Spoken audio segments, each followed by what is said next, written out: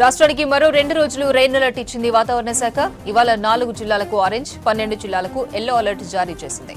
ఇవాళ ఆదిలాబాద్, నిర్మల్, సిద్దిపేట, రంగారెడ్డి జిల్లాల్లో అతి భారీ వర్షాలు కురిసే అవకాశం ఉందంటున్న వాతావరణ శాఖ అధికారి ధర్మరాజ్తో కల్పన ఫేస్ టు ఫేస్. వ్యాప్తంగా గత 3-4 రోజుల నుంచి విస్తారంగా వర్షాలు కురుస్తూ ఉన్నాయి. అక్కడక్కడ భారీ అతి భారీ వర్షాలు కూడా నమోదవుతా ఉన్నాయి.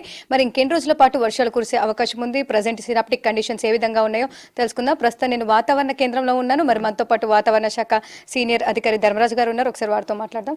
సార్, గత 3-4 రోజుల నుంచి తెలంగాణ రాష్ట్ర వ్యాప్తంగా వర్షాలు కురుస్తూ ఉన్నాయి. సో నిన్న ఎక్కడెక్కడ ఎంత వర్షపాతం నమోదైంది సార్?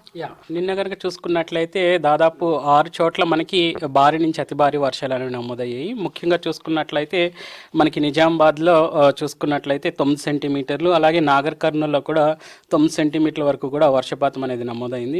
ఇంకా 4 చోట్ల మాత్రం భారీ వర్షాలు అనేవి నమోదవడం చూడొచ్చు. ముఖ్యంగా మంచిర్యాలలో చూసుకున్నట్లయితే 8 సెంటీమీటర్లు, అలాగే నిజామాబాద్లో 7 సెంటీమీటర్లు, ఇంకా నిజామాబాద్ నవీపేటలో 7 సెంటీమీటర్ల వరకు కూడా ఈ యొక్క వర్షపాతం అనేది సుమారు 6 చోట్ల అతి భారీ నుంచి భారీ వర్షాలు అనేవి నమోదవడం జరిగింది. ఓకే సార్, ఇక ప్రస్తుతం బంగాళాఖాతంలో ఎలాంటి సినాప్టిక్ కండిషన్స్ ఉన్నాయి, దాంతోపాటు వర్షాలకు సంబంధించి ఎట్లాంటి అప్డేట్స్ ఉన్నాయి సార్?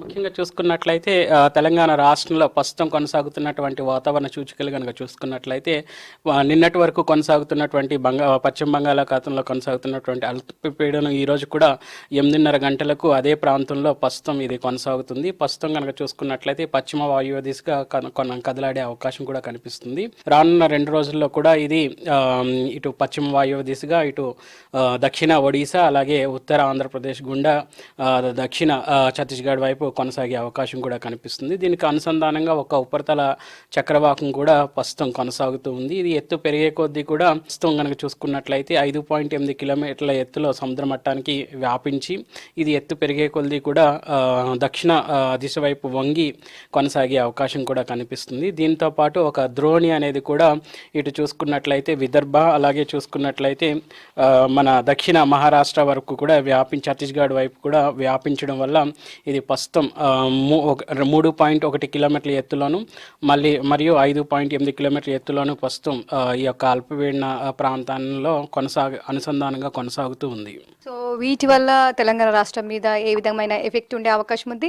భారీ అతి భారీ వర్షాలకు ఏమైనా ఛాన్స్ ఉందా? ఉంటే ఏ జిల్లాలకు అలర్ట్ జారీ చేయడం జరిగింది సార్? ప్రస్తుతం కొనసాగుతున్నటువంటి ఈ యొక్క వాతావరణ సూచికల వల్ల ఈ రోజు కూడా సుమారు 4 జిల్లాలకు అతి భారీ వర్ష సూచనలు అనేవి జారీ చేయడం జరిగింది. ముఖ్యంగా ఆరెంజ్ అలర్ట్స్ అనేవి సిద్దిపేట, అలాగే చూసుకున్నట్లయితే రంగారెడ్డి జిల్లాలకు, అలాగే ఉత్తర తెలంగాణలో ఉన్నటువంటి ఆదిలాబాద్, నిర్మల్ జిల్లాలకు కూడా ఈ యొక్క ఆరెంజ్ అలర్ట్స్ అనేవి జారీ చేయడం జరిగింది.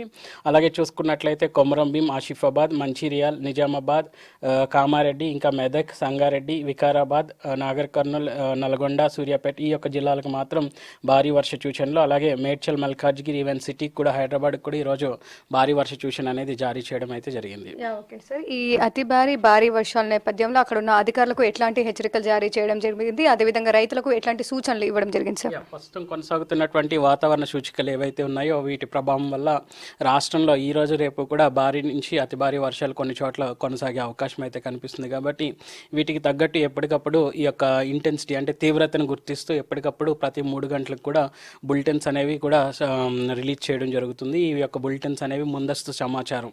అయితే ఏ జిల్లాల్లో మనకి తీవ్రతకు కూడిన వర్షపు జల్లులు అనేవి కురుస్తాయి, అలాగే ఏ జిల్లాల్లో మనకి లోతట్టు ప్రాంతాలు ఉన్నాయనేది కూడా ముందుగానే ఈ యొక్క సమాచారం అనేది శాఖల వారికి, విపత్తు శాఖకు కానీ, ఇటు ఎవరైతే డిసాస్టర్ రెస్క్యూ టీమ్స్కి కానీ, ఈవెన్ ట్రాఫిక్ సిబ్బందికి కూడా ఈ యొక్క సమాచారం అనేది ఎప్పటికప్పుడు అందచేయడం అనేది జరుగుతూ ఉంటుంది. సో ఒక ముందస్తు సమాచారం వల్ల ముందస్తుగానే వాళ్ళు తగిన జాగ్రత్తలు అనేవి ముఖ్యంగా చూసుకున్నట్లయితే లోతట్టు ప్రాంతాల్లో ప్రజలు ఇబ్బందులు పడకుండా ముందస్తు చర్యలు అనేవి తీసుకోవడానికి తగినంత సమయం కూడా ఈ హెచ్చరికల ద్వారా, ఈ యొక్క సమాచారం ద్వారా వాళ్ళకి అందించడం అనేది జరుగుతూ ఉంటుంది. ఓకే సార్, ఇక ఈరోజు ఉదయం నుంచి సిటీకి సంబంధించి కూడా మనకు దాదాపు మేఘాకృతమైన వాతావరణం కొనసాగడం పాటు అక్కడక్కడ చిన్న చిన్న జల్లులు పడతా ఉన్నాయి. ఇక హైదరాబాద్కి భారీ వర్షం అని చెప్తా ఉన్నారు. సో ఏ సమయంలో ఉండే అవకాశం ఉంది సార్? ప్రస్తుతం కనుక చూసుకున్నట్లే ఉదయం నుంచి కూడా వస్తూ పోతూనే మనకి వర్షం అనేది కనిపిస్తూ ఉంది. సో ఈవెన్ ఆఫ్టర్నూన్ కల్లా కూడా మళ్ళీ ఈవినింగ్ వరకు కూడా ఈ యొక్క తీవ్రత మధ్యలో తీవ్రత కూడిన జల్లులు కూడా వచ్చే అవకాశం అయితే కనిపిస్తుంది.